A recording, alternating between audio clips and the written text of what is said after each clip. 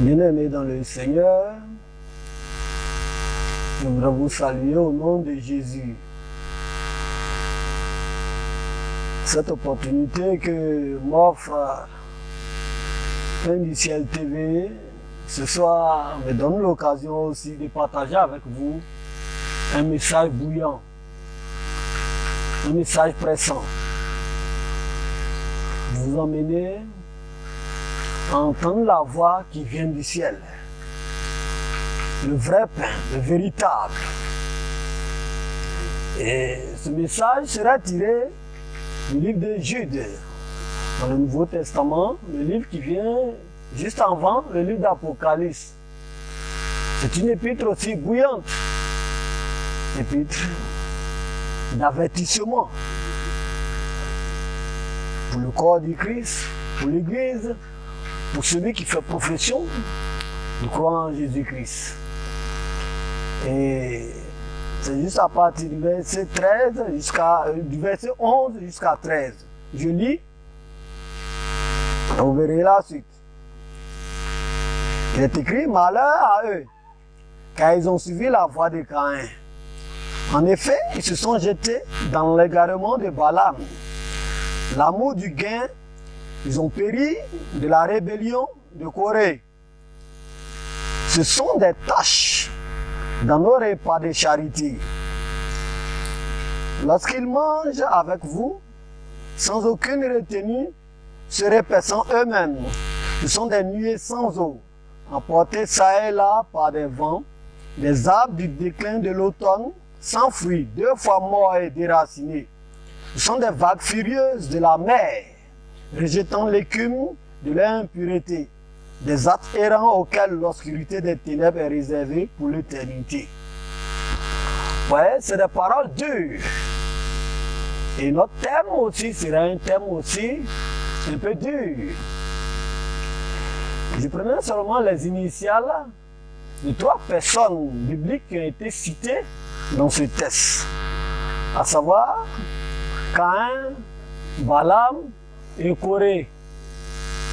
En associant ces noms, en prenant seulement les premières syllabes de leur nom, j'ai trouvé le thème de ce message, qui veut dire Kabako. Ka pour Caïn, Ba pour Balaam et Ko pour Corée. Et Kabako, dans une langue malinquée ici, veut dire affaire grave. Ça veut dire malheur aussi. Et donc, ça coïncide avec ce thème que nous allons partager. Si donc nous ne faisons pas attention à notre profession de foi, on peut prendre des voies qui vont s'avérer être des voies de malheur au lieu d'être des voies de bénédiction. Donc, il faut prendre conscience. Et en suivant ces personnages-là, à travers leurs actes dans la Bible, on saura que c'est une voie malheureuse, qu'on ne doit pas encourager quelqu'un à prendre de nos jours. Il ne faut pas se leurrer, il ne faut pas se laisser entraîner par la séduction de ce monde et dévier dans sa conduite. C'est notre éternité qui est en jeu. Ce n'est pas une religion, la foi chrétienne. C'est la vie même.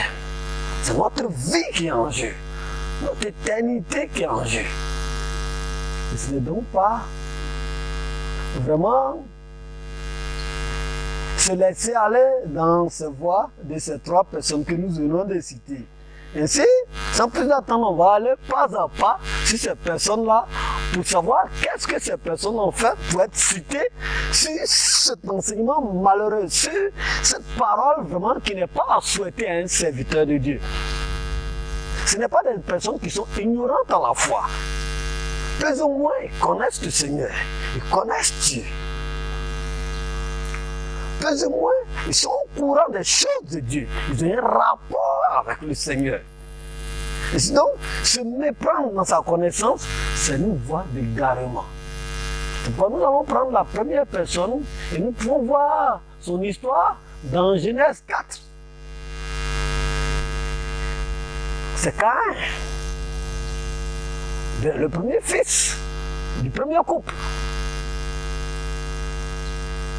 il a eu à faire avec le Seigneur, c'est une question d'adoration. Il a adoré le Seigneur selon sa manière, selon sa conduite, selon ce qu'il avait prévu faire, sans révélation. Et Caïn, de son côté, fit aussi une offrande au Seigneur. Et là, à côté de lui, son frère Abel fait une offrande de sang. Parce qu'il a eu la révélation que sans effusion de sang, il n'y a point de sacrifice là. Il a eu cette révélation, il a fait son sacrifice. Donc Dieu a agréé son sacrifice. Son frère donc qui a fait une offrande de fruits de la terre a trouvé une occasion de chute, une occasion de jalouser son frère. Il en voulait à mort, comme s'il était l'auteur de l'agrément de son sacrifice lui-même. C'est Dieu qui agrée. La religion n'est pas une occasion de compétition. Chacun de nous doit rechercher sa communion avec le Seigneur, personnellement. Nous n'avons pas besoin de vivre comme des insectes grégaires, c'est-à-dire vivre en groupe. Avoir une foi collective, c'est d'avoir une communion personnelle avec le Seigneur qui entraîne une communion fraternelle. Si la communion sincère avec Dieu n'existe pas, la communion fraternelle va prendre un coup. Ces gens de personnes qui ne sont pas bien conçues dans leur foi créent des problèmes dans les assemblées. Parce qu'ils ne voient pas la suite de leur communion avec le Seigneur et regardent plutôt comment Dieu est en train de bénir le frère qui est à côté, comment Dieu est en train de faire la soeur qui est à côté, et ils trouvent là des occasions de chute. Ce n'est pas ainsi que ça fonctionne. C'est pour ça qu'il ne faut pas tomber dans le cabaco comme eux. Il ne faut pas tomber dans le malheur. Si tu rentres dans cette pensée-là, tu tombes dans le malheur. Tu tombes dans la déviation. Parce que ton culte ne sera pas un culte d'esprit, ça sera un culte de compétition. Tu fais ton culte par rapport à quelqu'un d'autre. Ce sera un culte charnel. Or, la chair et le sang ne peuvent pas hériter du royaume de Dieu.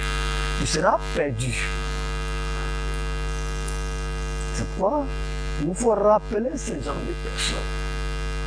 Il y a un avertissement solennel de la part du Seigneur. Dans Matthieu 24, verset 15, il dit, quand vous verrez l'abomination de la désolation s'établir en lieu, c'est que celui qui lise fasse attention. C'est pourquoi nous devons faire attention à l'écriture, faire attention à ce qui se déroule autour de nous.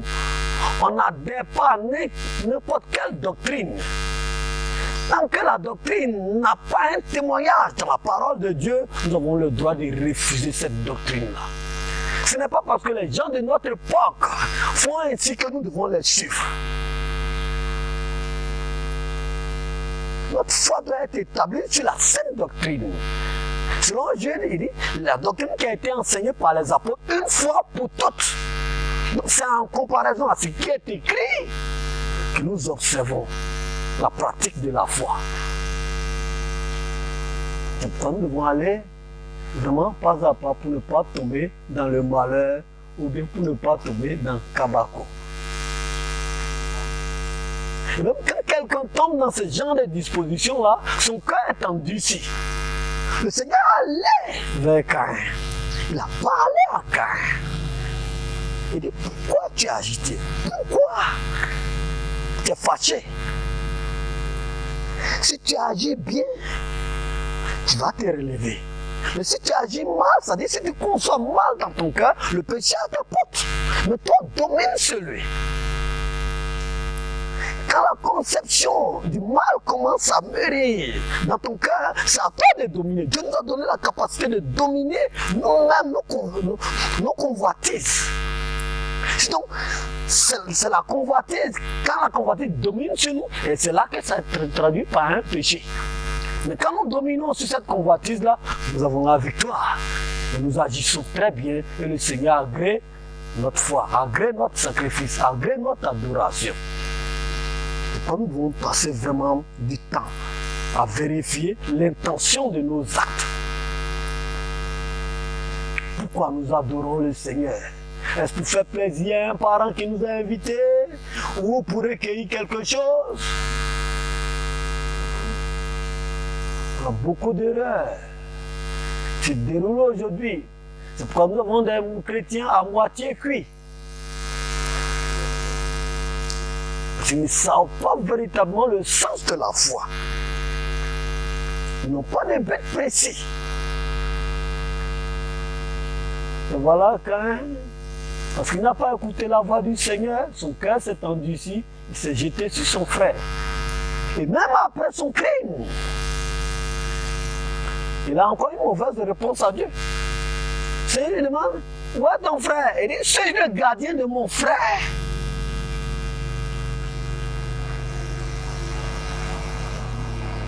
Donc il est devenu errant à la suite de son crime. Ceux qui n'ont pas une bonne conception de leur foi deviennent errants. Ils sautent de doctrine en doctrine.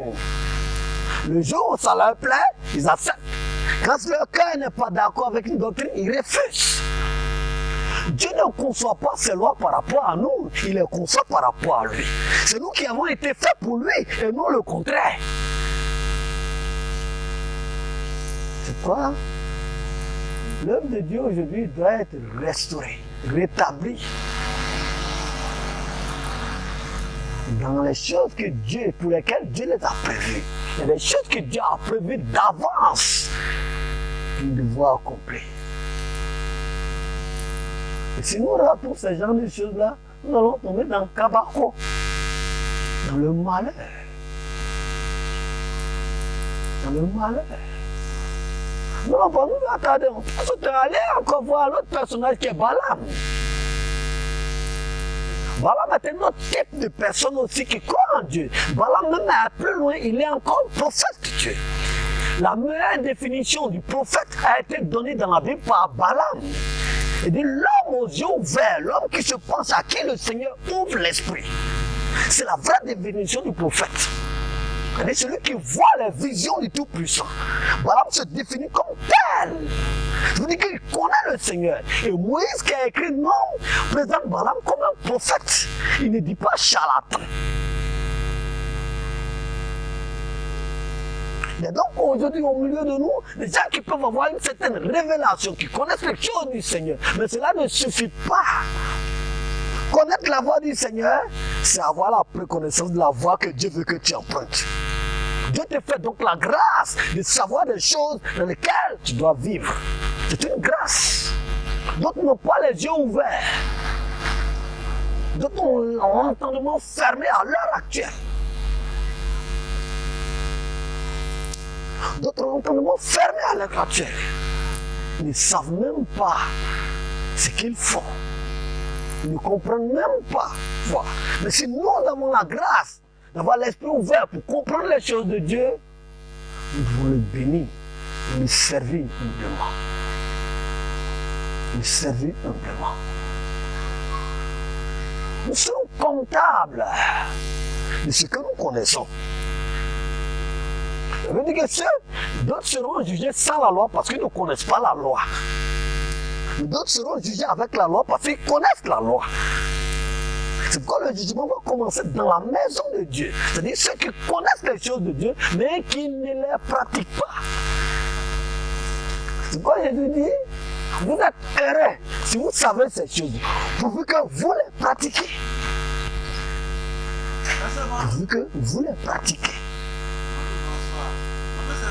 Vous ne les pratiquez pas, malheur à vous. Ce serait vraiment malheureux. Vous ne pratiquez pas les choses que Dieu vous fait connaître. Nous devons nous réveiller. C'est pour appeler au réveil. Pour appeler les gens à comprendre que Dieu nous appelle à mener une vie en harmonie avec ses idées, en harmonie avec sa parole. Balaam s'est égaré parce qu'au-delà de ce qu'il a su de Dieu, il voulait monnayer la révélation qu'il a reçue de Dieu. Il voulait, je dirais, matérialiser ça. Il voulait avoir un gain dans son ministère. Et cela conduit à l'égarement. C'est vrai que la piété est une source de gain. Mais si nous en faisons notre cheval de bataille, on s'égare facilement. On s'égare facilement. Et beaucoup sont aujourd'hui pris dans les mailles des pièges de l'adversaire à cause de l'amour du gain. En voulant chercher la prospérité à travers les choses de Dieu, ils sont mis dans certains pièges. Aujourd'hui, ils sont dans ce malheur-là, dans cet état malheureux. Ils continuent leur ministère ainsi. Si tu es de leur nom, bien-aimé, sors du milieu d'eux. Relève la tête. Pendant qu'il est temps, relève la tête. Jésus veut te sauver. Sauver non seulement ton ministère, mais sauver ta vie. Notre ministère, notre vie. Si tu as reçu un ministère de la part de Dieu, c'est une grâce particulière. Tu dois vraiment rendre grâce à Dieu et vivre en conséquence. Ne perds pas ton temps. Ne cherche pas trop les moyens pour ça. Dieu qui t'a appelé te bénira. Dieu qui t'a appelé pourvoira tes besoins. Ne te soucie pas. Ne cherche pas à monnaie ton ministère. Dieu te bénira. Si tu cherches trop le gain dans le ministère, tu termineras dans le cabako comme Balaam, dans le malheur. Et Balaam est mort dans la guerre. Il est mort misérable. Le souvenir qu'on a aujourd'hui, c'est que l'égarement dans lequel il a vécu s'est transformé en une doctrine de nos jours.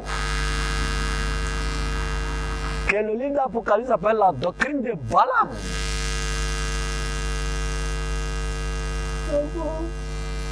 Mais chaque pas que certains font dans le ministère, c'est pour avoir du gain. Chaque prophétie a son prix. Chaque prière a son prix. C'est tellement malheureux.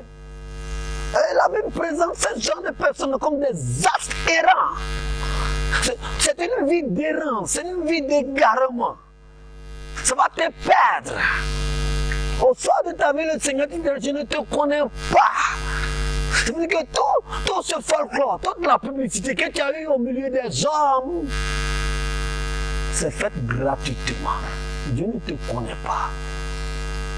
Les hommes peuvent t'avoir acclamé, mais le Seigneur pour qui tu travaillais dit, toi tu ne fais pas partie de mon personnel. Que tu aies prophétisé, que tu aies fait des miracles, ça, il ne connaît pas ça. Balaam n'est pas inscrit sur le livre de vie. Si tu es donc parmi les Balamistes, sors de là. C'est la voie du malheur. C'est un ministère de malheur. On va passer à l'autre.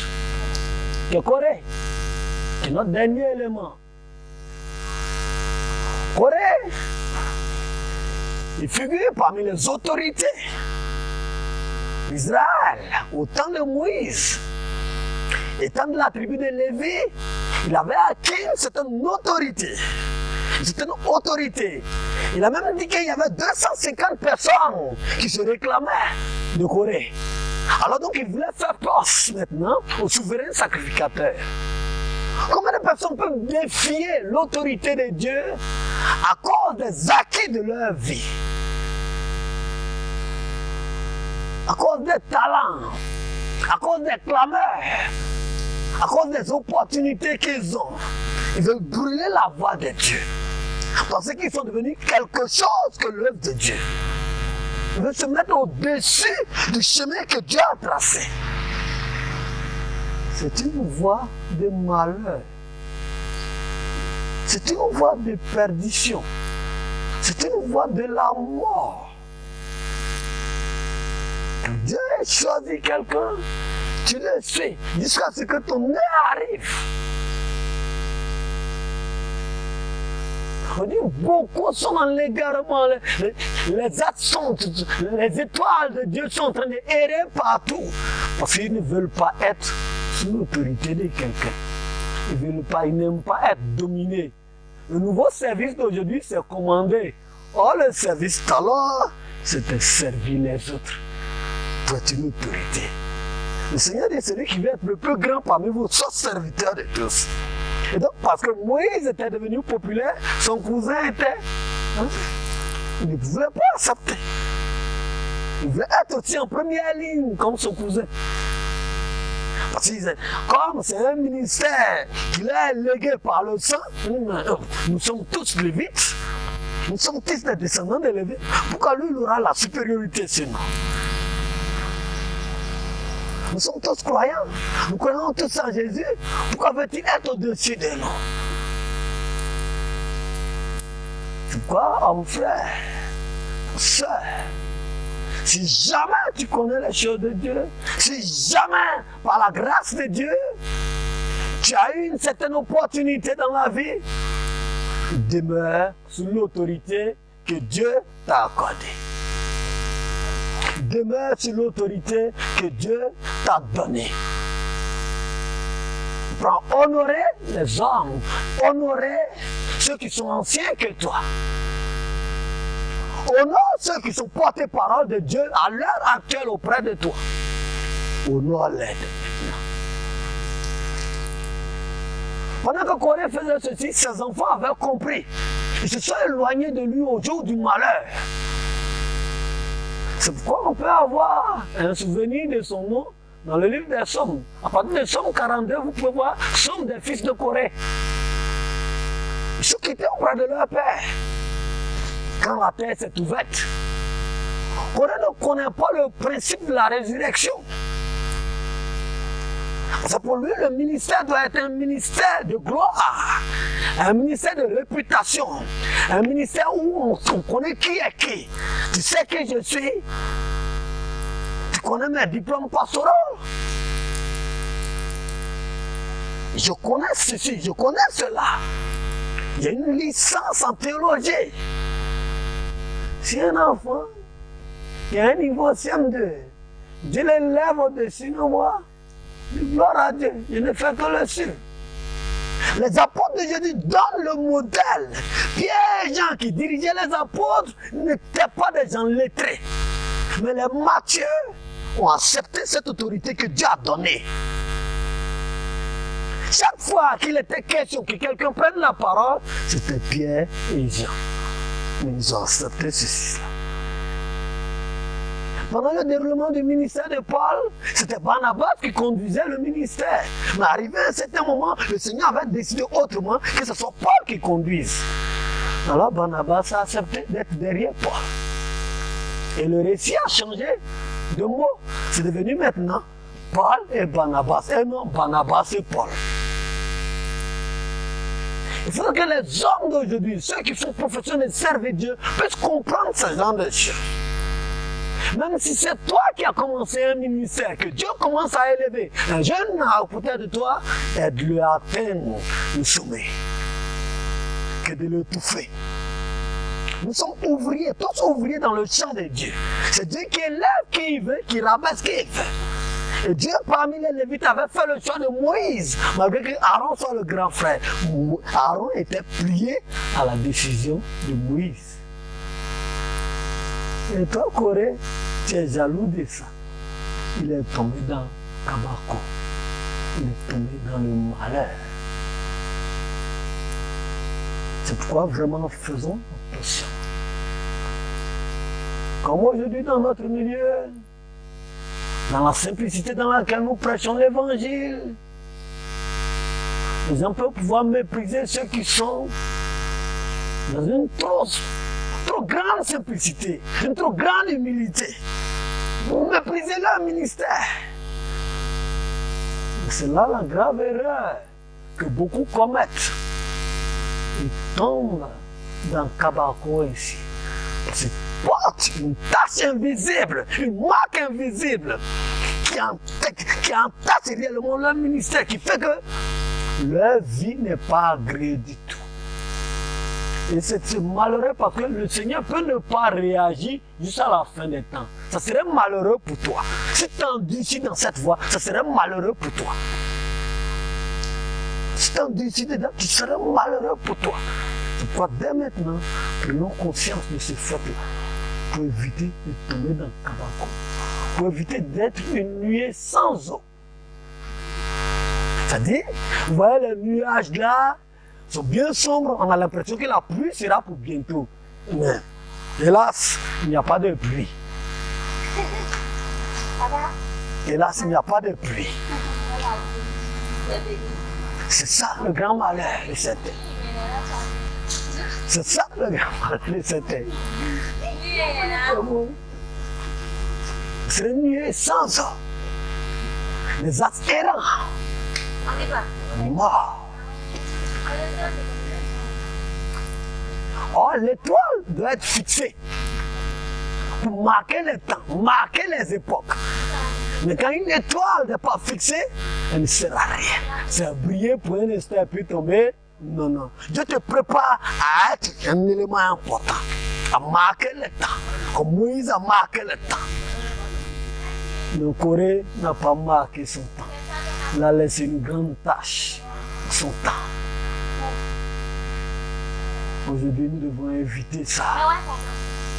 Kabako est partout. Le malheur partout. Que Dieu nous en garde. Que Dieu nous en garde vraiment. À marcher humblement. À ne pas monnayer notre talent. À ne pas jalouser dans notre foi. Quand Dieu bénit un frère à côté de toi, rends grâce à Dieu. Le bonheur est partagé pour toi. Quand Dieu élève quelqu'un auprès de toi, rends grâce à Dieu. Son élévation est ton élévation. Oh, quand Dieu est en train d'élever le ministère de quelqu'un, rends grâce à Dieu. C'est pour vous tous votre bonheur. Nous ne tombons pas dans le cabaret. Parce que nous sommes appelés à être des bienheureux.